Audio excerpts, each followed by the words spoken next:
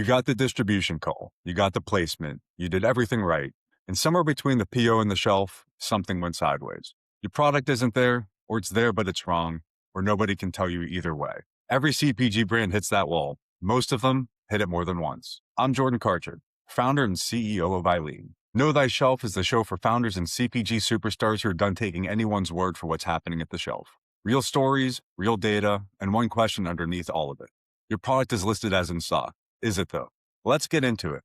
Today, we are joined by Brent Toevs, who spent years helping coffee and beverage brands figure out how to actually get into market. Not just listed, but get into channels and stay there. What we're really digging into today is what happens on the other side of that strategy, when the plan meets the shelf and the shelf has other ideas. Brent, I really appreciate you joining today. I'm excited to have you. First questions first. What are you working on today? Working on today, working with Badass Coffee of Hawaii. So they are a great brand, kind of a brand that's been resurrected. They have 46 cafes, soon to be 65. And, that's really their core business, of course, is the cafes. But they started finding the brand being pulled into different directions, into different channels. So they were showing up, in some of these channels, by accident without really any strategy. So helping them to build that strategy and then, executing in those different channels. And then I'm also working with a new company, a startup, back in that game, a single serve channel startup. So excited. We're launching in July. So a lot of hard work, but Amazing. we're getting there. So Yeah. you're busy. Yeah. So Busy. I think Yes. you're quite, I think to start this all off, I think everybody should know that you are the reason I'm in the coffee industry or was in the coffee industry. So we are going way back in time from Brent introducing me to my first roaster before I started my first company, Grounds and House Coffee Co. And so that kind of leads me to the first question. How did you end up in the coffee and beverage world? What really pulled you in? Oh yeah. Great question. Really family business, right? I grew up in the business. So my father, and my grandfather started an office coffee service back in the early '70s when that was a new thing. And so they were kind of a pioneer. But we grew that business, did quite well. We really leveraged into the single serve space. Right when that category was developing, we sold that to a publicly traded company. And then I got into the brokerage business, built a sales agency, ran a couple of companies. But really, the last few years, I focused on the brand side, right? So, strategy, channel strategy, and really helping brands turn strategy kind of into revenue. Yeah, and so that's probably a really good way to set the stage for this. How would you describe what you do? I know you have a really wide background in the coffee world, from executive leading brands to director of sales and overseeing sales strategy. So what would you say is your core skill or where you focus? I really love the sales side.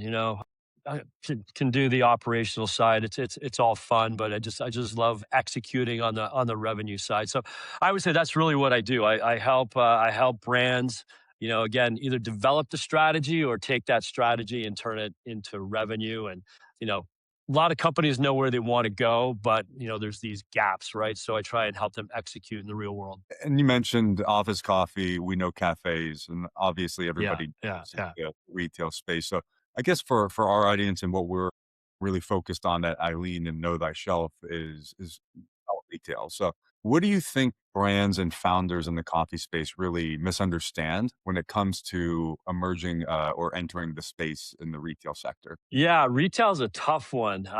But I think what most founders kind of get confused at is they think getting on the shelf is the win. And that's hard, right? It's hard and it's awesome. Like you as you know, right? You start a brand and you're getting into different channels, but man, when you see your bag on the shelf, it's pretty darn exciting, right? But unfortunately, that's not really the win. That's just the starting point. If the product doesn't move, it's not going to stay there, and it can turn into a loss pretty quickly. Yeah, and so all the brand work that it takes to even just create the product, get your first customers, and then get on the shelf. You hit the shelf. What is the breakdown? Where do you think that's occurring for brands? So you obviously know you can get that first order out the door from your warehouse, but when do you think things really start to break down for these newer brands or as they emerge and scale? Yeah, well, again, there's so much work that goes into getting on the shelf, but unfortunately, not enough thought is given to getting it off the shelf. Right? That's even harder. So, you know, again, you can do everything right up until that point, and you get your POs and product goes out the door.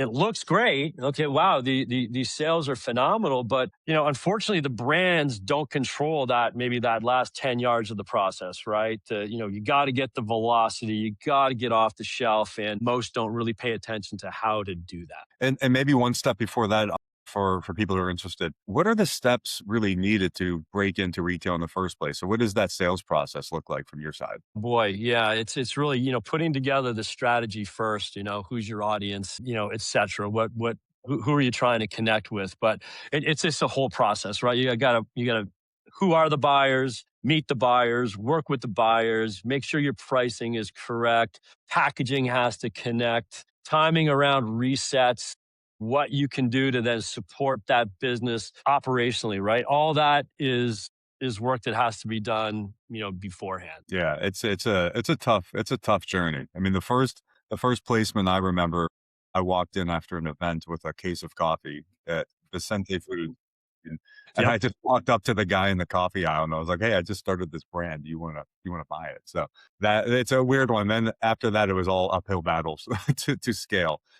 Yeah, as start with an emerging brand. That's how we start. Is we have a very small team, and you go to your regionals that but then you start getting successes, and you know you want to scale. But how do you do that? How do you do that? So get the right people, get the right process. It's a challenge. It's not easy. And so that's probably a good lead into the supply chain element. So when you scale, I think there are multiple pathways for a brand to get on the shelf.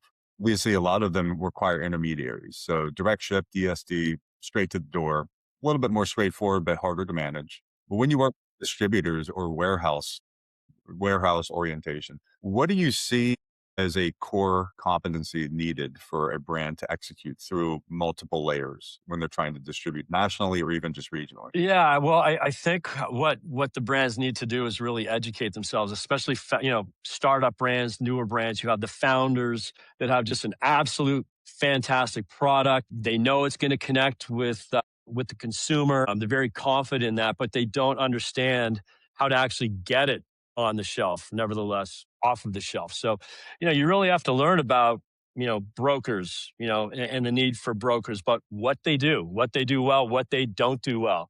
You've got to build in for distribution.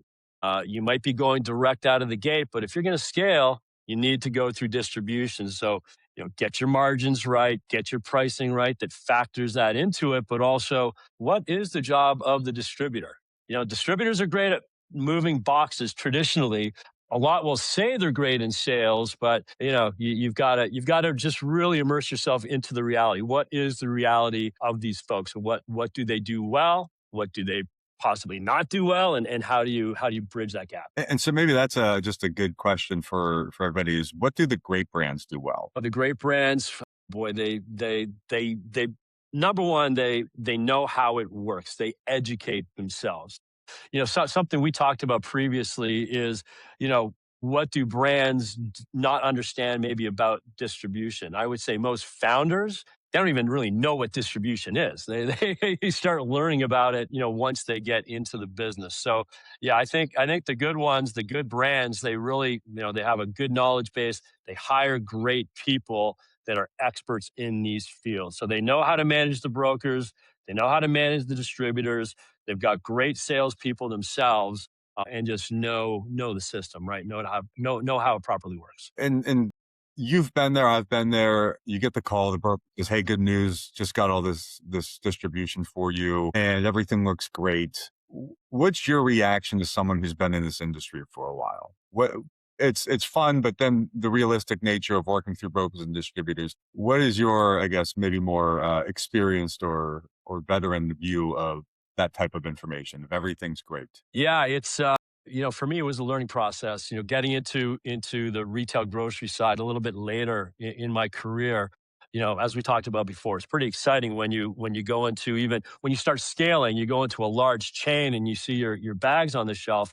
It's pretty exciting. But again, what's the reality of the situation? So from personal experience, I was involved in a brand that just it was a rocket ship. We were getting on shelf after shelf. I had a great team. We were growing very, very quickly, but we had a small team. So we really depended on, what the brokers might have been telling us or our distributors, et cetera. But we had an LTO, a shipper program.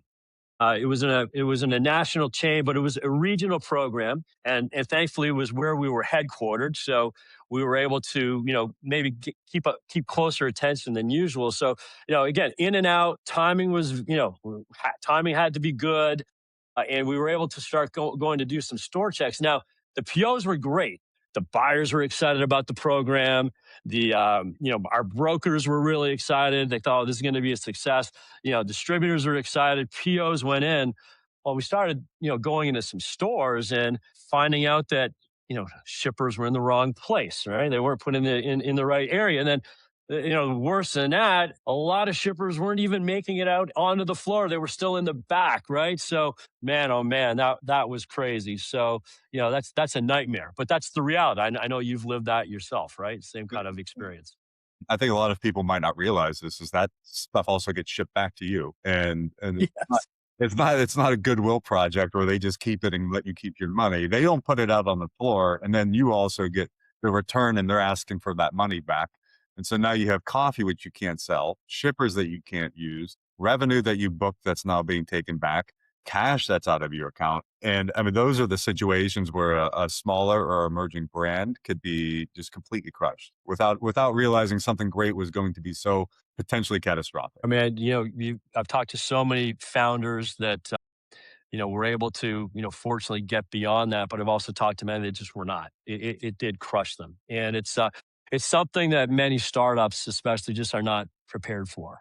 I So, Yeah, personally, I early days of Grounds and Hounds, picked up Petco Unleashed nationally, which no coffee had done ever, and it was a early product was put out, and I remember it was the PO was more money than we had cash in the bank at that time. yeah, yeah, And 6 months later, I start getting calls about, "Hey, it's not moving in certain stores." I walk in there, it's in, like, the actual like, they're putting coffee bags in dog food sections, and I'm getting a note saying, "We've got $20,000 worth of product that we need you to refund this for, and we're shipping back." And it was to the point where that almost early days almost put us under out of nowhere. And so it is just it's such a fundamental thing you don't realize until you get those calls of how little do the retailers care, these brands, when they're hitting the floor. yeah. No, it's crazy.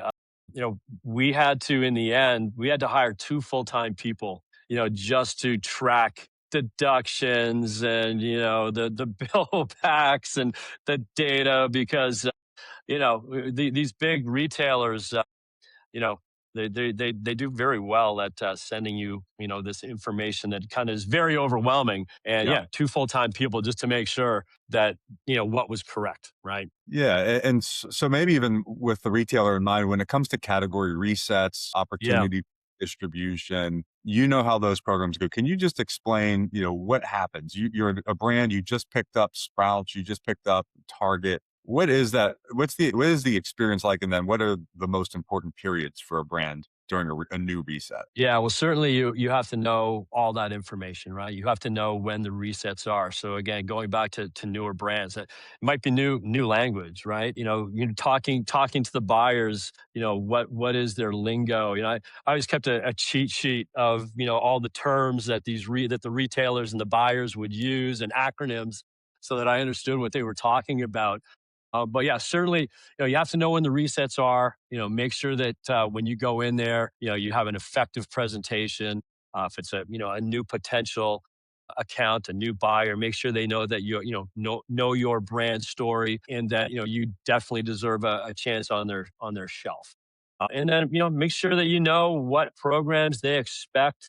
Make sure you can afford those programs, because again, it's great to get on the shelf, but you've got to get off the shelf. And as you know, different retailers have different programs, and it can be very, very expensive. So, some retailer, you might walk away from it. It might not be for you right out of the gate, but again, you have to know when is their next reset, what's the timing about it, because once you miss the reset, you're done until probably the next one. So it might be a year out. And when you're on the shelf for the first time, and I know it varies store to store, and you and I have both experienced 6-month windows, 1-year windows, 18-month windows. Right. Right. What is the usual expectation for a brand? How do you stay on the shelf? How do you continue to make it reset to reset? Yeah, I think again, have frank conversations with the buyers, but this is really where your brokers are important also. There's some awesome brokers out there that work directly, with the retailers. They know what the expectation is. You want to know, hey, what do I have to turn?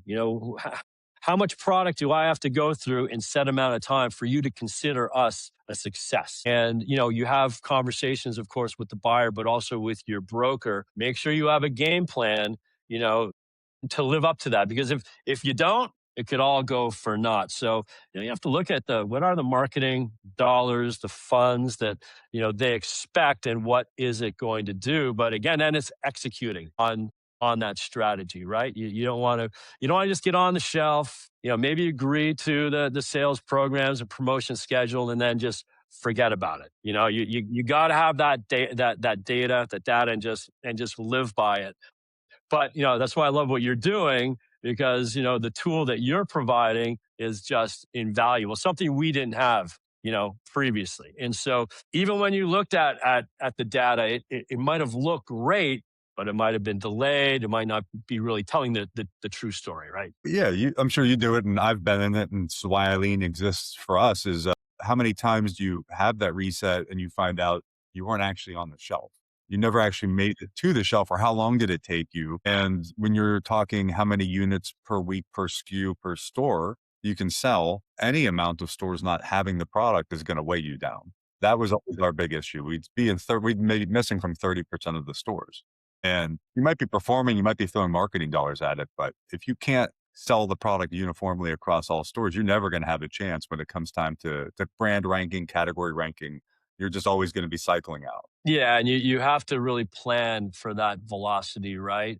And you're going to stumble a few times, right? You're going to stumble a few times, but you really do get to learn what works, for your brand. Yeah, I was talking with a VP of sales last week, actually, and national brand, probably about a decade into it, went from very regional to national.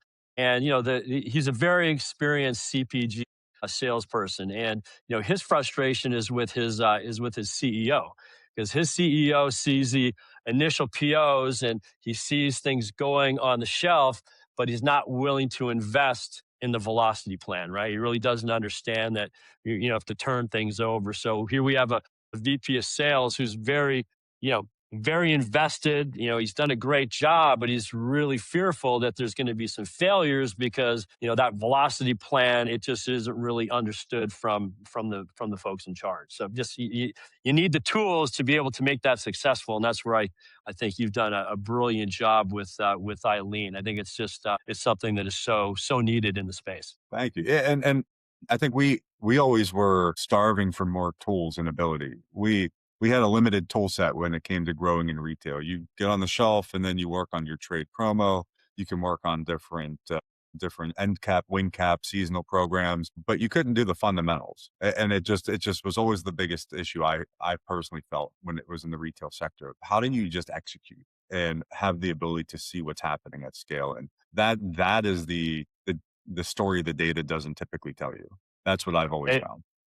So true. Retail really, it's an execution game, right? So product matters, yeah. Brand matters, for sure, right? But if it's not executed at the store level, none of that matters, right? It's just gonna fall apart. And I think that's what most brands underestimate, is that execution at the store level. Yeah, and from a customer standpoint, as much as we like to think we are the center of the universe with our brands, if you're the dark there, they're going to buy another dark roast. They're not going to skip coffee for a week because your product wasn't on the shelf. And I think that's the most surprising thing as a brand person and founder is you would always see how quickly they'd be willing to jump over to another product. And that might be it. That might be the last time they ever think about buying your product. And that is I think the things that great brands do well is the ability to always be present when their customers want to buy their product. Exactly. It's so key. And so let's say it's me or it's somebody else new in this space.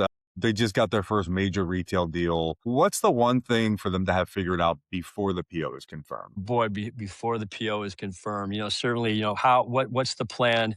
What's the plan to move it off the shelf? That's just the most important thing, right?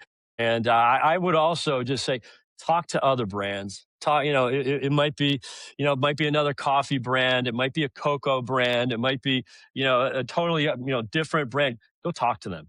What has worked? What moved you off the shelf? I think that's what was just awesome for me. That's why I love the coffee business. People are willing to share information, right? Whether it's another startup or if it's a CEO of a very large, successful brand, they're always willing to take time, sit down and talk to you for the most part about, not only strategy but how to execute, right? So, we've always said, getting on the shelf is hard, but getting off the shelf, that velocity, that's the hardest thing that there is. How much is would you say there's a variety of experiences when it comes to working with different types of retailers? I think we all think of coffee or we think of the retailer as a uniform element, but when it comes to Target versus, an independent or Bristol Farms or Lassen's, what would you recommend brand founders or brands to consider, based off the type of retailer and how they're approaching the execution in store? Yeah, I think it is. It kind of depends on what stage you're in, right? So,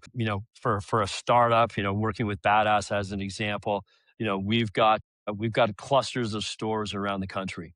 So we decided to, take a small approach, take a regional approach, be very focused around where we have a good store presence, and then, work with our distributor and broker to, outline a map of retailers that we think our brand would fit in, and start to approach those first. And that was really, really, instead of just shotgunning and, going after the nationals right out of the gate. But then as you start getting some traction, you start focusing on maybe the smaller regionals and independents.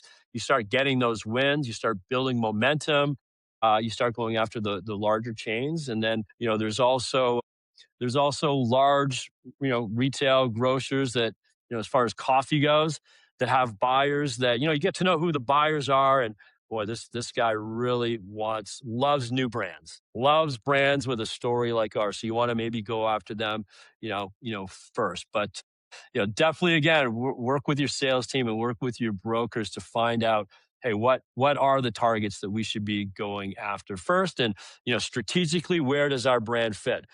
A lot of brands want to leave, Walmart and, the clubs maybe till later. There's good reason for that. Others, that's a good place to go. Maybe earlier on. So, I think with the coffee business, really as you're selling into retail, as you're selling into other channels with your brand, make sure you're not siloed also, right? Sometimes I've seen companies where, they've got the retail team, and they've got the independents, the folks going after the independents, the ones going after the nationals. Then you've got the wholesale side, D2C, keeps it all siloed. But man, just then you're not leveraging, right? So make sure the team's all on the same page because you can take advantage of all that. Absolutely. And last question, as someone who's been around this industry for a long time, knows it inside and out, has seen just about everything. What are you most excited about in the coffee world for the next, let's say, 5 years? Well, boy, there's so many exciting things. I just came from the World of Coffee, the specialty coffee show. And, just to see the brands that were startups a few years ago, executing, on a larger scale, it's pretty cool, right? Seeing the lean into sustainability. You've been involved with, fair trade and organic certifications, et cetera. Sustainability goes way beyond, those type of things. So really excited about that. Just came back from the NAMA show last week, and that's more on the distribution side of the business. But the innovation on delivery systems, the innovation on new products. You look at coffee as a whole. Over 50% of coffee is now being served in a cold format. So the cold brews and the concentrates that are getting so good. Yeah, just a lot of innovation, Jordan. I love this business. It's a great business to be in. It's, you think about coffee, second largest traded commodity in the world, and yet it's such a small business. It's we kind of you get to know everyone, right? So Very yeah, a lot of good small. stuff going on. Yeah, it's incredible. I'm really grateful I spent so many years in it to meet people like you, obviously. And you're spot on. It is a much more collaborative environment than I think a lot of different businesses would be. You can pick up the phone, hop on, chat about it. Most of the brands are dealing with similar things, and you're not typically fighting each other. It tends to be something where you can find value in every one of those conversations, just like this one. So thank you, Brent. I appreciate you jumping on me. You brought an amazing operator's view into this discussion and really helped to clarify a bit about what it's like growing in retail and building a brand. So just again, thank you for joining me. Super excited to have met you 13 years ago, and I'm excited to see what Wow. with you. So that's it. That's a wrap. If we talked about anything today that sounds familiar, flat velocity, broker telling you something's there and it's not, phantom inventory issue, send us a note, run one store. We'll get it back to you in 2 to 5 days, $10 or less. Just go to shopwitheileen.com to book your first trial. And if you found this useful for your sector or anything that you're doing in CPG, please share. And then, as always, know thy shelf. Thank you. Thanks, Jordan.